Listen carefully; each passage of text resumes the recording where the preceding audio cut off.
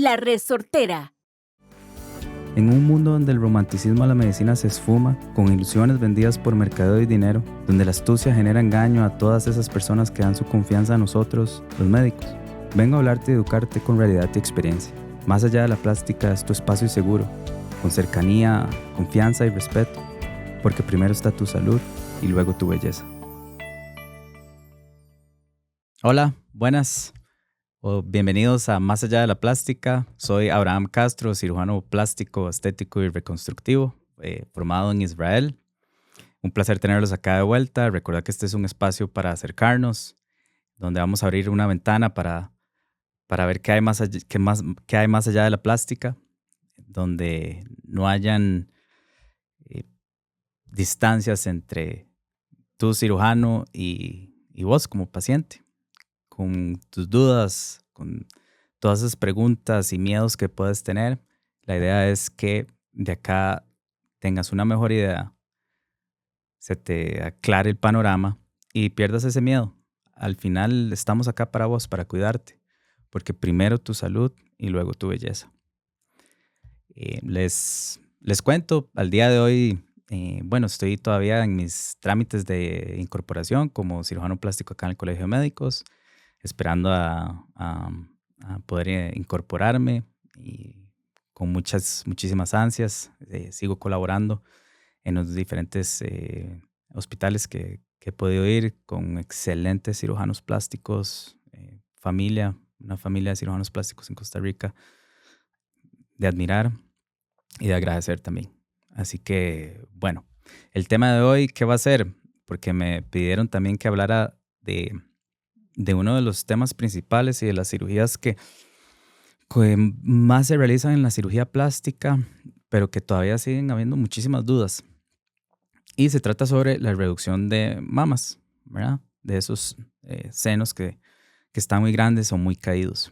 Y lo que muchas personas han podido ver tal vez en publicaciones o cuando le preguntan a alguna amiga o pariente que se han hecho este tipo de cirugías, se conoce como mastopexia. ¿Qué significa la mastopexia? En realidad es el término médico de plástica para poder describir el levantamiento de los senos. Y esto lo vamos a ir desmenuzando un poquitito.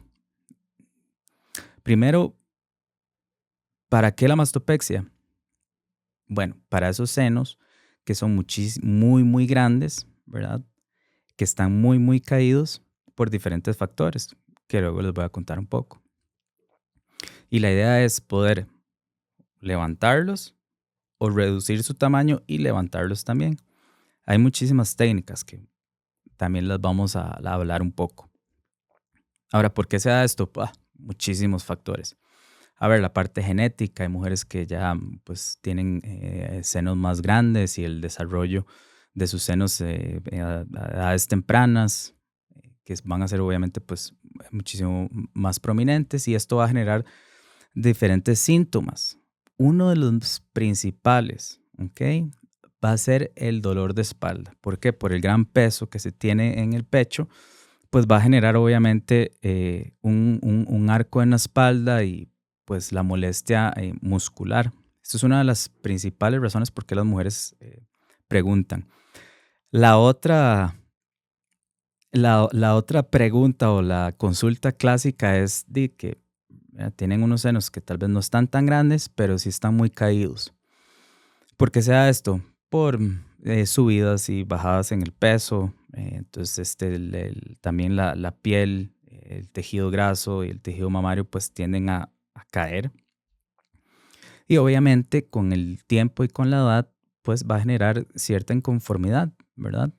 Que las mujeres siempre nos dicen a nosotros, es un tema tan íntimo que al verse al espejo, después tal vez que no habían estado acostumbradas, tal vez después de embarazos, después de la lactancia, se empiezan a ver cómo esos senos empiezan a caer y empiezan a generar disconfort, ¿verdad? Tanto como en dolores como en cómo se sienten, ¿verdad? Cómo se ven, cómo se miran al espejo, y pues ya puede afectar inclusive a su estado de ánimo. Y esto es todo un tema y súper lindo porque para eso estamos, para poder ayudarles. Ahora, ¿qué mujeres podrían estar pensando en una mastopexia, o una reducción de mamas o en el levantamiento de mamas? Bueno, a todas aquellas mujeres que obviamente no estén a gusto con sus senos porque estén o muy grandes o muy caídos. Y aquí ya entran temas también un poco controversiales, porque muchas que me he topado me han dicho, sí, pero es que yo quiero tener hijos y me dijeron que no puedo antes de tener hijos. Es un tema controversial, depende muchísimo y por eso es tan importante que vayan a consultar con sus cirujanos plásticos. ¿Por qué? Porque todo depende, ¿verdad? No hay una receta o un protocolo para todo el mundo. ¿Por qué? Porque, a ver, no es una contraindicación el hecho de que no hayan amamantado, ¿verdad? Porque para eso hay diferentes técnicas que podemos cuidar un poco más el tejido mamario, la glándula, la que produce la leche materna, para que sí tengan la oportunidad de amamantar después de una cirugía de estas. ¿Qué es lo que pasa? Porque muchas veces se recomienda así esperarse un poco, porque hay madres que lo que desean muchísimo es dar pues la lactancia materna y esto puede verse sí, que se vea disminuido porque se afectó un poco los conductos que llevan y transportan la leche hacia el pezón y esto podría así eventualmente afectar. O hay también senos que por su gran tamaño es imposible preservar todas estas estructuras y conductos que desembocan en el pezón. ¿Por qué? Porque hay senos tan grandes que hay que hacer una técnica, por ejemplo, que se llama free nipple graft o amputación de seno. Entonces hay que quitar todo el pezón, ¿verdad? Y volverlo a implantar, pero no va a ser funcional. Entonces, esto tendría que explicárselo a cada paciente ¿verdad? Con su respectivo examen físico. Em, lo otro que me han dicho es, ¿cuándo puedo hacerme la cirugía? Ok, primero cuando estén seguras de qué es lo que quieren. Por ejemplo, el tema de la lactancia materna. eh, Todas las mujeres que van a hacerse una cirugía, una reducción de mama, una cirugía de mama, no importa, deberían de tener al menos un ultrasonido. Mujeres mayores de 40 años o bueno, mayores de 30 con antecedentes que en la familia algún pariente cercano haya tenido cáncer de mama, pues van a tener que a los 30 años al menos empezar a hacerse mamografías. Em, También el tema de su estilo de vida, por ejemplo. Personas o, bueno, mujeres que fuman, no se recomienda. Hay que parar el fumado al menos. Uno recomienda 2 meses, no menos de mes y medio. Y sobre todo, tener mucho cuidado porque muchas personas que están dejando el fumado para hacerse su cirugía, empiezan los famosos vapes, empiezan a vapear o empiezan a consumir nicotina en otras maneras y se ha demostrado que la nicotina es una sustancia y ¿por qué es tan importante? Porque nosotros somos tan necios en parar el fumado. Porque el cigarro normal tiene miles de sustancias nocivas y en solo una de ellas, ¿verdad? Solo la nicotina, por hablar de una, ¿verdad? Pero todas estas miles de sustancias generan efectos nocivos y microvasculares. ¿Qué quiere decir eso? Que se ha demostrado que la nicotina genera una vasoconstricción, que los vasitos, los capilares, las arterias y venas muy pequeñas van a estar contraídas y no van a poder llevar la sangre como tiene que ser. ¿Y por qué eso es tan importante para nosotros, cirujanos plásticos? A ver, nosotros dependemos de una excelente cicatrización, ¿verdad? Y los resultados obviamente están muy ligados a lo que es una cicatriz casi que imperceptible o que se vea muy bien. Pero estas sustancias van a influir directamente al proceso de cicatrización. Solo por hablar del fumado, pero también hay otras drogas, por ejemplo, cocaína o metanfetaminas, que son drogas vasoconstrictoras, que van a generar un proceso de cicatrización anómalo. Quiere decir, va a cicatrizar mal. Y ahí ya se entra un gran problema. ¿Por qué? Porque no es solo que no cicatrice bien. El problema es que entonces se pueden abrir las heridas y pueden generar infecciones, procesos de recuperación muchísimo más largos.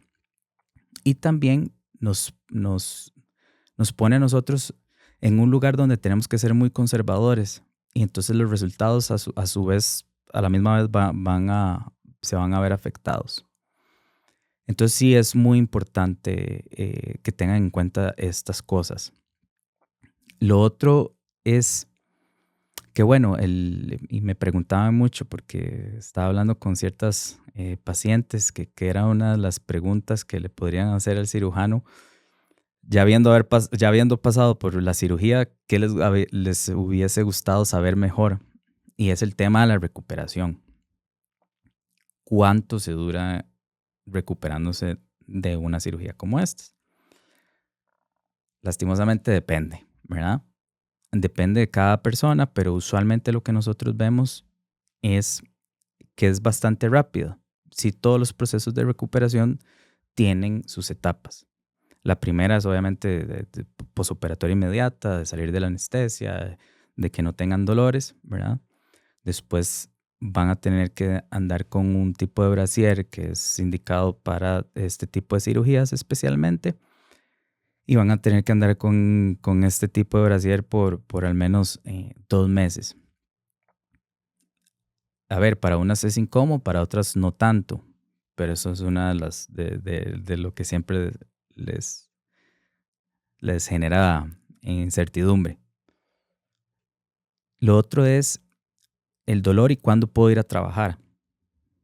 A ver, se recomienda que la primera semana sí estén y mantengan reposo, ¿verdad? Porque puede haber mucho cambio, puede variar muchísimo, inclusive en horas. Hay momentos donde se sienten mejor, hay momentos donde se sienten un poquillo más adoloridas. Para esto existen medicamentos que pueden controlar. Y después, obviamente, todo el tejido va a estar un poco más inflamado y ya con la inflamación va a generar un poco más de dolor y ya con los días, al pasar de los días, esto va a disminuir y obviamente la recuperación va a ser muchísimo más fácil porque van a poder reincorporarse a sus actividades. A ver, si vos trabajas haciendo actividades muy físicas, obviamente no va a ser una semana, va a tener que ser más, ¿verdad? Porque no vamos a exponer el resultado del proceso de cicatrización a que se abren las heridas, a que se infecten por un tema de sudor, de contaminación, de exposición a bacterias que, que pueden afectar directamente a la zona quirúrgica. Entonces sí, no es lo mismo, pero si trabajas en una oficina, te sentís bien, andas sin dolor, no es incómoda para vos andar y la vestimenta lo permite, usualmente los pacientes empiezan a reincorporarse después de una semana. A ver si todo sale bien, ¿verdad? Muchas veces hay pacientes que no siguen las recomendaciones de sus cirujanos plásticos y obviamente pueden caer en complicaciones que son esperadas y que nosotros podemos tratar y que no quiere decir tampoco que va a dar un mal resultado, sino que el proceso de recuperación va a ser un poco más largo. Ahora, otra de las preguntas que me hicieron muchísimo es lo de las cicatrices y las técnicas. Las técnicas, bueno, hay muchísimas técnicas y otras que han evolucionado bastante. Depende, hay unas medidas, las que han pasado por esto saben que uno toma medidas para saber qué técnica puede aplicar uno. Pero esto nosotros lo decidimos a la hora de planear la cirugía para cada paciente, porque lo que queremos es siempre salvaguardar el CAP se llama, o el NAC, toda la areola y el pezón. porque lo que queremos es guardar la sensibilidad y la función del pezón. Entonces, la mayoría de las veces vamos a tratar de utilizar técnicas que den un muy bonito resultado llenando las mamas en el polo superior y en el polo inferior para que se vea un mejor resultado, siempre y cuando el tejido nos permita a nosotros garantizar que todo la areola y el pezón van a sobrevivir, no les va a pasar nada, no van a tener ningún tipo de complicación. Porque si es un seno muy grande, como les contaba ahora, muchas veces hay que para dejar un buen resultado vamos a tener que mover retirar todo este complejo y pues em, eh, digamos no se puede utilizar la misma técnica. Después, que les interesa un poco más a las mujeres en realidad, o la pregunta siempre va enfocada es a cómo se va a ver y cuál es la cicatriz. A ver, hay muchos tipos de cicatrices. Hay unas que son nada más, si no hay que levantar mucho, entonces nada más alrededor de la areola. Eh, Muchas veces, si se permite, hay otras que se llaman patrones. Entonces es un patrón periareolar y vertical. Entonces son en esas que quedan las cicatrices alrededor de la areola, pero también baja hacia el centro, por el centro de la mama, hasta llegar a lo que se llama la IMF, o la parte inferior de la mama, que se llama la inframammary fold. Después hay otros patrones que se utilizan muchísimo más hoy en día, que se llama Wise Pattern. Y sí, tal vez las cicatrices son un poquito más grandes, pero no se observan tanto. ¿Por qué? Porque la cicatriz va a quedar alrededor de la areola, va a bajar por la mitad, ¿verdad? De esa vertical que les contaba. Y después va a quedar en ese fold, ¿verdad? Que está por debajo de la mama. Entonces la cicatriz en realidad no se va a ver, ¿verdad? Y esto nos permite también reducir el tamaño de la mama o levantar la mama de mejor manera, dando una mejor proyección y forma del seno. Entonces esta es una de las técnicas que se utiliza hoy en día. En realidad, todas las mastopexias van a dejar cicatrices visibles, que con el tiempo van a ser menos perceptibles. Por eso es que nosotros siempre estamos pidiéndoles que no fumen, que tengan una buena nutrición, ojalá que estén haciendo ejercicio, porque el tema del peso es otro factor que puede afectarles. Em, y entonces otra pregunta que me dijeron es que pues, si estoy gordita o si tengo mucho peso, ¿puedo hacer la cirugía igual? Es que me cuesta mucho bajar de peso, tengo los senos muy grandes, me quiero operar, pero, pero me han dicho que no porque estoy muy gordita. Y esto es, de hecho, una excelente pregunta. Hay algo que se llama el BMI, que es el Body Mass Index, que básicamente es una proporción entre el tamaño de la persona y su peso. Y se ha demostrado, y han habido demasiados estudios, que han demostrado que con un índice de masa corporal, el BMI, elevado, hay mayor tasa o probabilidades de que haya algún tipo de complicación, ya sean menores o mayores. Una complicación menor puede ser nada más que una cicatriz, menos de 1 centímetro de la cicatriz se abrió y no cerró bien y va a cerrar por segunda intención, o sea, va a tomar más tiempo. Pero puede ser que sean complicaciones mayores, que se abra completamente la herida, que hayan infecciones, que se tenga que volver inclusive a meter otra vez a sala de operaciones. Entonces, nosotros obviamente siempre vamos como decíamos, ¿verdad? Antes, y el propósito de este podcast, primero tu salud y luego tu belleza. Si no estás en un peso o un BMI adecuado, lo que vamos a hacer es recomendarte que bajes de peso para reducir las probabilidades de que haya algún tipo de complicación, porque la complicación puede ser menor, que no va a afectar ni siquiera el resultado, o puede ser una complicación mayor, que va a afectar el resultado y que puede inclusive repercutir en catástrofes que hemos visto. Muchas personas han llegado, por ejemplo, y por eso les hacía el énfasis de estos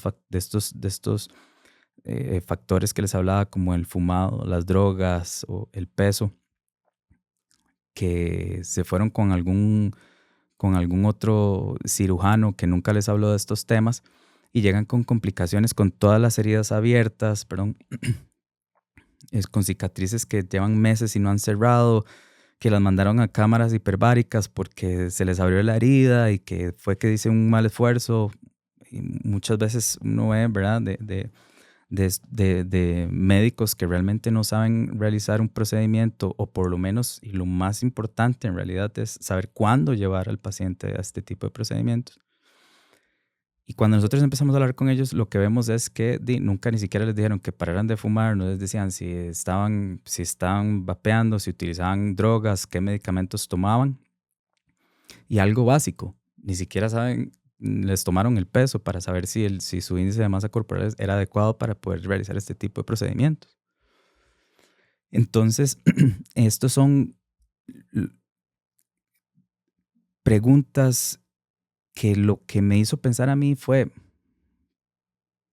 ¿por qué no hablan con su cirujano?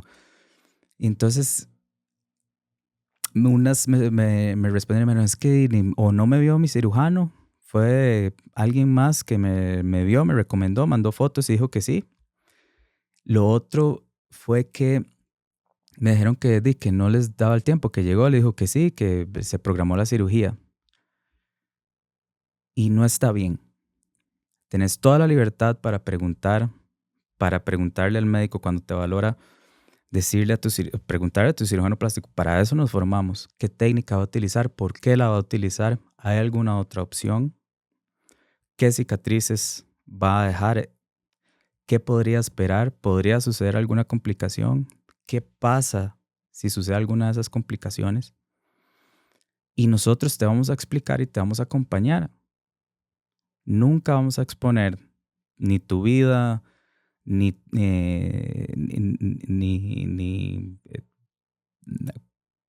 cualquier, eh,